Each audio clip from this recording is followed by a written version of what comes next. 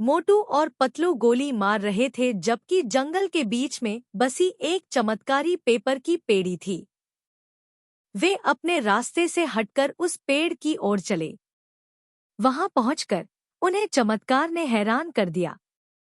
एक स्वर्णिम छवि उनके सामने थी और पेपर पर एक संदेश लिखा था, इस पेड़ की प्रतियां सच होती हैं। मोटू और पतलू ने चमत्कार को देखकर एक दूसरे को देखा। उन्होंने प्रतियों को देखा और सोचा कि क्या यह सच है। वे इस पर विश्वास नहीं कर सकते थे। पतलू बोले, मोटू, हमें यह प्रतियों का परीक्षण करना चाहिए।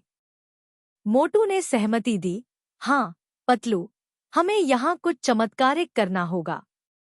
उन्होंने विचार किया कि किस प्रकार वे इस पेड़ के चमत्कार को प्रमाणित कर सकते हैं। तभी एक विचित्र विचार उनके मन में आया। पतलू, मैंने सोचा है, हमें इस पेड़ पर अपने सपने लिखने चाहिए। यदि यह सच होता है तो हमारे सपने पूरे हो सकते हैं, मोटू ने कहा। पतलू ने उनकी विचारशीलता की सराहना की और वे शीघ्र ही काम में लग गए। मोटू और पतलू ने पेड़ के पास बैठकर सपने लिखना शुरू किया। वे अपने सपनों की पूर्ति के लिए उत्साहित हो रहे थे। लेकिन बाद में वे देखा कि कुछ अजीब बातें हो रही हैं। पतलू ने चिंतित होकर कहा, मोटू, हमारे सपने अचानक सच होने लगे हैं।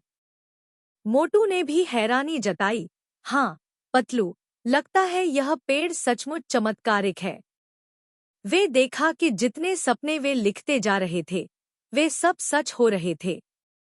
उन्हें यह अद्भुत लग रहा था। मोटू और पतलू ने इस चमत्कार का आनंद लिया और उन्होंने अपने जीवन के सभी सपनों को पूरा करने के लिए इस पेड़ का उपयोग किया। वे अब सफल और खुशामद हो गए थे। एक दिन वे चमत्कारी पेपर की पेड़ के पास वापस गए। वहां उन्हें एक और संदेश मिला, अब तुम्हें इस पेड़ के चमत्कार का इस्तेमाल नहीं करना चाहिए। सपने खुद खुद पूरे होने चाहिए, ना कि किसी चमत्कार से। मोटू और पतलू ने समझा कि वे सचमुच अपने सपनों को पूरा करने के लिए मेहनत करने की जरूरत है, न कि किसी चमत्कार का इस्तेमाल करने की। वे अब यह नियति की ओर बढ़ गए और अपने सपनों को हासिल करने के लिए मेहनत करने लगे।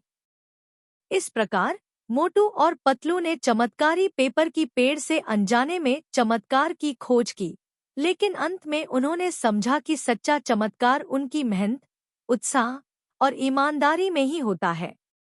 Like, comment, share and subscribe my channel for cartoon video.